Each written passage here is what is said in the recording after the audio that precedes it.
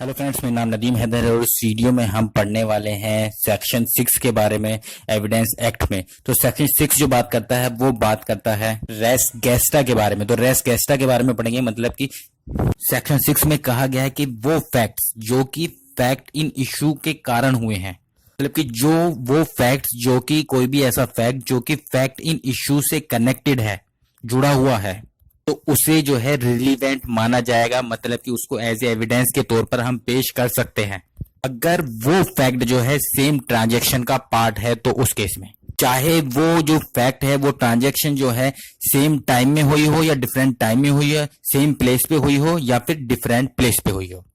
इसमें जो है अगर हम बात करें सेक्शन 6 में, तो सेक्शन 6 में कई चीज यूज हुई हैं, जैसे कि सेम ट्रांजैक्शन, एक हुआ है फैक्ट इन इशू। सबसे पहले हम इन दोनों को समझेंगे, तभी हमें जो अगर देखेंगे सेक्शन 6 जो है दिख से क्लियर समझ में आएगा। देखिए फैक्ट इन इशू क्या होता है। सबसे पहले हम बात करते हैं फैक्ट इन इशू के बारे में। कि फैक्ट इन इशू वो होता है कि वो फैक्ट जिससे रिलेटेड कोई भी डिस्प्यूट हो, उसे क्या कहा जाता है, फैक्ट इन इशू कहा जाता है। अगर कोर्ट के अंदर कोई भी फैक्ट जो है पेश किया जा रहा है और जो दूसरी पार्टी है, अपोजिट पार्टी है, वो किसी भी तरह से उसके लिए कॉन्ट्रेडिक्टरी नहीं है या उसका कोई भी आपका विरोध नहीं करती है, वो आपका फैक्ट इन इशू नहीं होगा। वो फैक्ट सिर्फ आपका सिंपल फैक्ट माना जाएगा। पर अगर एक पार्टी के द्वारा कोई फैक्ट पेश किया गया और दूसरी जो पार्टी है उसका उस फैक्ट का विरोध करती है, तो उस फैक्ट को क्या कहा जाएगा, फैक्ट इन इशू कहा जाएगा। एग्जाम्पल के तौर पे अगर बात करें, सपोज करिए कोर्ट के सामने पार्टी है, विटनेस आपका विटनेस बॉक्स में आता है, उससे पूछा जाता है कि आपका नाम क्या है, ये है नाम, कोई भी नाम राम, सब एग्जाम्पल के तौर पे नाम राम, उससे पूछेगा कि आपका नाम राम है, उसने कहा जी हाँ मेरा नाम राम है। उसने कहा कि आप कहाँ, दिल्ली में रहते हो, उसने कहा हाँ जी मैं दिल्ली में रहता हूँ। ये जो है वो विटनेस जो है वो फैक्ट जो है पेश कर रहा है, जो फैक्ट जो है वो पेश कर रहा है। तो इससे रिलेटेड, उसके नाम से रिलेटेड आपका कोई भी, उसे दूसरी पार्टी जो अपोजिट पार्टी है उसको कोई भी इशू नहीं है कि उसको पता है कि इसका नाम ये है, ठीक है कोई प्रॉब्लम नहीं है, वो दिल्ली में ही रहता है। दूसरी पार्टी को कोई प्रॉब्लम नहीं, जी दिल्ली में ही रहता है। तो और विटनेस से पूछता है कोर्ट के सामने, क्या आपके सामने जो मर्डर हुआ है आपने मर्डर होते हुए देखा है? तो विटनेस कहता है जी हाँ मैंने देखा है, मेरे सामने हुआ है, मैं आई विटनेस हूँ। दूसरी पार्टी हो उसको इस चीज से रिलेटेड इशू है। दूसरी पार्टी क्या कहती है, दूसरी पार्टी कहती है कि जी जिस टाइम पर मर्डर हुआ ये विटनेस तो वहां पर प्रेजेंट था ही नहीं, ये तो इस तरह से आपका किसी दूसरे स्टेट में आपका वहां पर आपका अवेलेबल था, उस होटल में था या वो मूवी देख रहा था, ये देखिए ये टिकट है, वो प्रेजेंट करते हैं। तो ये क्या हो गया, ये फैक्ट इन इशू हो गया, क्योंकि यहाँ पर जो फैक्ट वो पेश कर रहा है उसमें किसी तरह का आपका डिस्प्यूट आ गया पार्टीज के बीच में। ये तो हुआ फैक्ट इन इशू, ठीक है। अब बात करते हैं सेम ट्रांजैक्शन। सेक्शन में कहा गया है कि कोई भी ऐसा फैक्ट, कोई भी ऐसा तथ्य जो फैक्ट इन इशू के कारण हुआ हो या उससे जुड़ा हुआ हो, तो वो रिलीवेंट है और सेम ट्रांजैक्शन का पार्ट होना चाहिए। बात करते हैं कि सेम ट्रांजैक्शन का पार्ट जो है कोई भी फैक्ट कैसे होगा। कि सबसे बड़ी बात यह है कि वो फैक्ट जिसको रिलीवेंट माना जा रहा है और जो कि फैक्ट इन इशू से जुड़ा हुआ है या उसकी वजह से हुआ है और जो कि सेम ट्रांजैक्शन से आपसे कनेक्टेड है, वो फैक्ट जो है वो फैक्ट खुद में फैक्ट इन इशू नहीं होना चाहिए। एग्जाम्पल के तौर पे हम बात करते हैं, सपोज करिए कि लोगों की भीड़ लगी हुई है और ए कोई पर्सन है वो बी को जो है मार रहा है बुरी तरह। ए का बी को मारने की वजह से जो लोग इकट्ठे हो जाते हैं, भीड़ हो जाती है और सब मतलब कि चिल्लाने लगते हैं बचाओ बचाओ या कुछ भी उसको, या फिर जो बी है वो चिल्ला रहा है। इस एग्जाम्पल में फैक्ट इन इशू क्या है, फैक्ट इन इशू है कि वो उसको मार रहा है, मतलब ए जो है वो बी को मार रहा है, ये हुआ फैक्ट इन इशू। जो भीड़ लगना है या फिर जो लोग चिल्ला रहे हैं कि उसको बचाओ, बी को बचाओ, तो ये आपका फैक्ट इन इशू नहीं है। पर फैक्ट है किस चीज से रिलेटेड है, ये फैक्ट इन इशू से रिलेटेड है, क्योंकि वो उसको मार रहा है तो उसकी वजह से, उस इशू के होने की वजह से, मतलब कि जो उसके मारने की वजह से, ए के मारने की वजह से ए बी को मार रहा है, इस वजह से भीड़ इकट्ठा हुई है और वो उसको जो है मतलब कि चिल्ला रहे हैं, शाउट कर रहे हैं कि बचाओ बचाओ, बी को बचाओ। ये जो फैक्ट है ये फैक्ट इन इशू, मैंने क्या बताया, फैक्ट इन इशू क्या है, बी को जो ए मार रहा है वो मारना जो है फैक्ट इन इशू है। पर ये एक फैक्ट है क्योंकि लोग इकट्ठा हुए हैं उसकी वजह से। तो ये जो फैक्ट है, लोगों का इकट्ठा होना और लोगों का चिल्लाना जो है, ये किससे कनेक्टेड है, ये आपसे का जुड़ा हुआ है, फैक्ट इन इशू से जुड़ा हुआ है। मतलब उसके मारने की वजह से लोग इकट्ठा हैं और वो चिल्ला रहे हैं कि उसको बचाओ।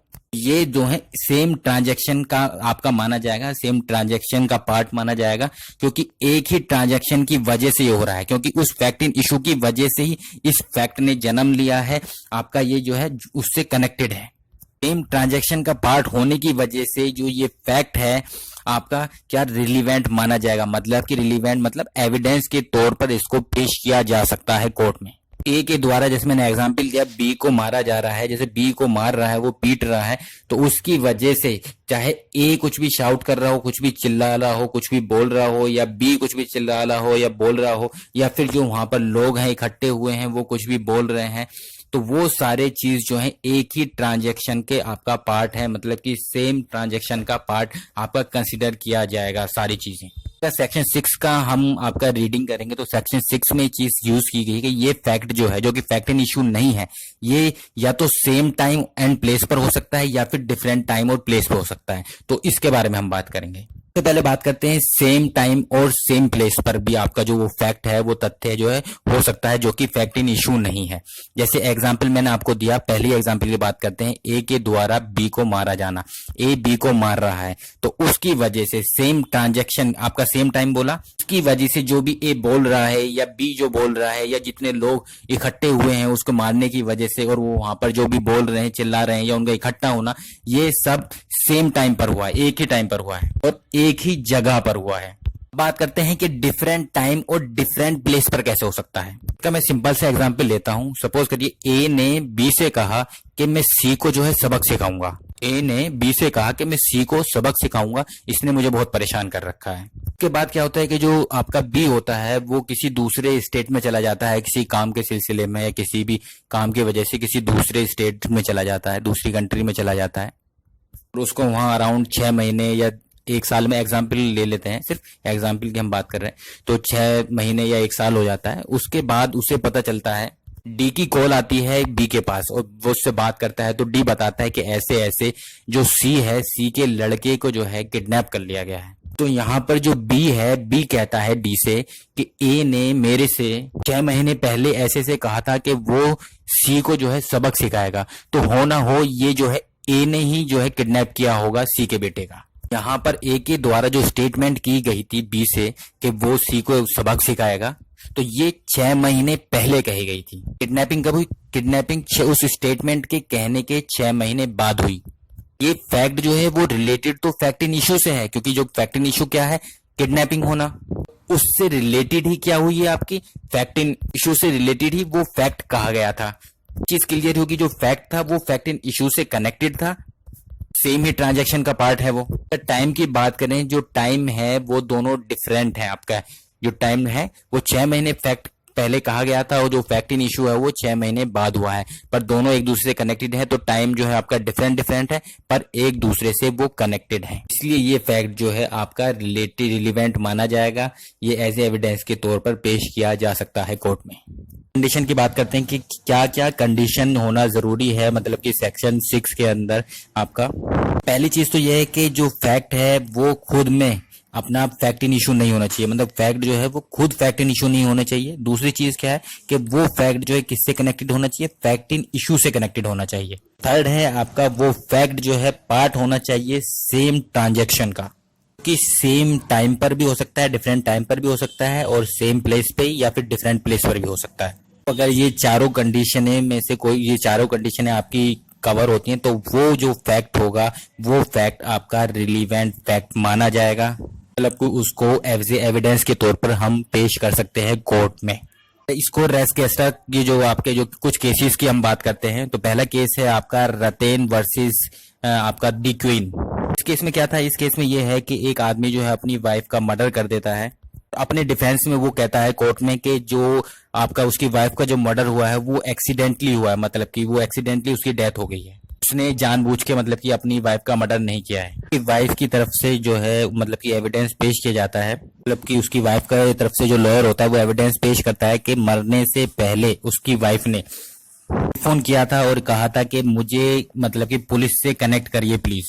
ऑपरेटर उसको पुलिस से कनेक्ट करने से पहले जैसे उसको कनेक्ट करता, तो वो उसकी जो कॉल थी एकदम अचानक सडनली डिस्कनेक्ट हो गई, क्योंकि उसकी वाइफ ने पहले मरने से पहले जो आपका एविडेंस पेश किया गया, मतलब कि जो वाइफ का जो लॉयर है उसके द्वारा ये एविडेंस पेश किया गया कि उसकी वाइफ ने उसको मतलब कि उसकी डेथ से पहले कॉल किया था किसको, ऑपरेटर को, कि वो प्लीज मेरी लाइन को जो है आप पुलिस से कनेक्ट कर दीजिए, पुलिस ऑफिसर से कनेक्ट कर दीजिए। तो उसको जैसे ही वो आपका जो ऑपरेटर था उसकी लाइन को पुलिस ऑफिसर से कनेक्ट करने वाला था, पुलिस से कनेक्ट करने वाला था, तो एकदम अचानक जो है उसकी जो लाइन है वो डिस्कनेक्ट हो जाती है। उसके बाद जो है वो ऑपरेटर जो है उस पुलिस को बताता है उस लेडी की ऐसे ऐसे कॉल आई थी और इस तरीके से ये उसका एड्रेस है। और बाद में जब पुलिस आकर उसके घर पर देखती है तो वहां पर जो वोमेन होती है, जो क्वीन थी, उसकी जो है डेड बॉडी मिलती है। यहाँ पर उसके द्वारा जो कॉल की गई थी या जो भी वर्ड्स उसके द्वारा बोले गए थे, तो इसको कोर्ट ने रिलीवेंट माना और इसको सेम ट्रांजैक्शन का आपका जो है पार्ट माना।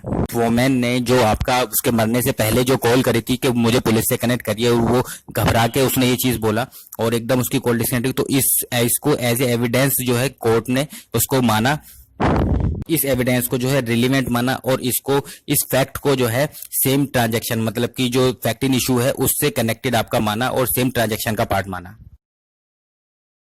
तो इस केस में क्या होता है, इस केस में ये होता है कि जो बेडिंग मतलब कि जो आर होती है, मतलब कि जो आप कह सकते हो जो लेडी होती है, एक लेडी अपने रूम से बाहर निकलती है और ये कहती है उसकी आंटी जो कि बाहर रूम के बाहर बैठी हुई होती है और उससे कहती है कि देखिए आंटी, बेडिंग फील्ड ने मेरे साथ क्या कर दिया है। और उस औरत का जो है जो कहती है ये चीज उसका कटा होता है, मतलब कि उसका गला जो है कटा होता है और वो रूम से बाहर आती है और अपनी आंटी से कहती है देखिए आंटी, बेडिंग फील्ड ने मेरे साथ क्या कर दिया है। इस केस में जो आपकी जो आंटी थी उसकी, उस लेडी की, उस वोमेन की, वो एविडेंस के तौर पे, मतलब उस एविडेंस मतलब उसको एज ए विटनेस के तौर पे उसको कोर्ट में पेश किया जाता है। तो वो चीज ये बताती है इंसिडेंट के बारे में कि ऐसे ऐसे वो निकल के आई उसकी भतीजी और उसने ये चीज कहा कि बेडिंग फील्ड ने देखिए मेरे साथ क्या कर दिया है। तो वो पूरे इंसिडेंट का जो भी वाक्य होता है पूरा, वो सारी चीज जो है बताती है। कोर्ट ने इस चीज को, इस एविडेंस को रिलीवेंट नहीं माना।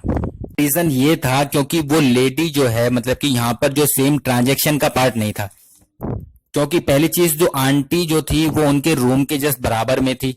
तो अगर उसने, उसके हस्बैंड ने उसका गला काटा है तो उसकी वजह से सबसे पहले जो आपका बात करते हैं हम, गला कटते ही सबसे पहले उसको शाउट करती, वो चिल्लाती।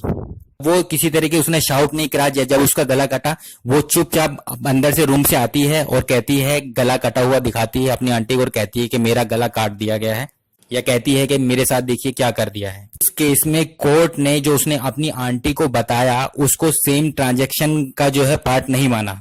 तो सेम ट्रांजैक्शन का पार्ट कोर्ट ने जो है इस चीज को नहीं माना, क्योंकि सेम ट्रांजैक्शन का पार्ट क्या होता, अगर उसको चोट लगती, किसी तरह का पेन होता, जैसे उसका गला काटा तो उसको पेन होता, तो पेन में सबसे पहले क्या होता, सबसे पहले कोई भी पर्सन है वो चिल्लाएगा, शाउट करेगा। पर उसने ऐसा कुछ भी नहीं करा, शाउट नहीं करा, तो इसलिए उसको सेम ट्रांजैक्शन का जो है पार्ट नहीं माना। उसने अपनी आंटी को बताया उस फैक्ट को, जो आपका फैक्ट इन इशू है, उसको दोनों को जो है सेम ट्रांजैक्शन का पार्ट नहीं माना। इसी वजह से जो कोर्ट ने इसको रिलीवेंट एविडेंस नहीं माना। रेस गेस्टा के लिए जरूरी है कि वो सेम ट्रांजैक्शन का जो है पार्ट होना चाहिए। एग्जाम्पल चाहे वो इंटरवल हो, अलग डिफरेंट प्लेस पे हो, कुछ भी हो, पर वो सेम ट्रांजैक्शन का पार्ट हो। एग्जाम्पल के तौर पे हम एग्जाम्पल ले सकते हैं एक, जैसे कि आपका कुरियर की अगर बात करें, हम यहाँ से कोई भी चीज कुरियर करते हैं दूसरे स्टेट में या दूसरी जगह पे करते हैं, तो वो पहले किसी हेड ऑफिस में जाएगा, फिर वहां से किसी दूसरे हेड ऑफिस में जाएगा, फिर वहां से वो किसी तीसरे हेड ऑफिस में जाएगा, तीसरे से फिर चौथे हेड ऑफिस में जाएगा, जब जाके फिर चौथे से वो आपका उसमें जो भी जिस प्लेस में है वहां पर वो जो डिलीवर बॉय है उसको, कुरियर को डिलीवर करेगा, मतलब कि उसको वो भेजेगा। यहाँ पर अगर ट्रांजैक्शन देखी जाए, आपका सेम ही ट्रांजैक्शन, मतलब कि जो कुरियर जो भेजा गया है, जो भी चीज भेजी गई है पार्सल करके, जो कुरियर भेजा गया है वो सेम ट्रांजैक्शन है। मतलब कि यहाँ से वहां गया, एक जगह से दूसरे हेड ऑफिस गया, दूसरे से तीसरे गया, इस तरह से वो सेम ही ट्रांजैक्शन का पार्ट है, तो इसको रिलीवेंट माना जाएगा। जो फैक्ट है वो फैक्ट इन इशू से कनेक्टेड होना चाहिए, आपका वो खुद में फैक्ट इन इशू नहीं होना चाहिए, और आपका वो सेम ट्रांजैक्शन का पार्ट हो। वो एक अलग बात है कि वो डिफरेंट टाइम पे हो या सेम टाइम पे हो, डिफरेंट प्लेस पे हो या सेम टाइम पे सेम प्लेस पे हो, वो सेम ट्रांजैक्शन का पार्ट होना चाहिए वो फैक्ट। हेलो फ्रेंड्स, मेरा नाम नदीम हैदर है और इस वीडियो में हम पढ़ने वाले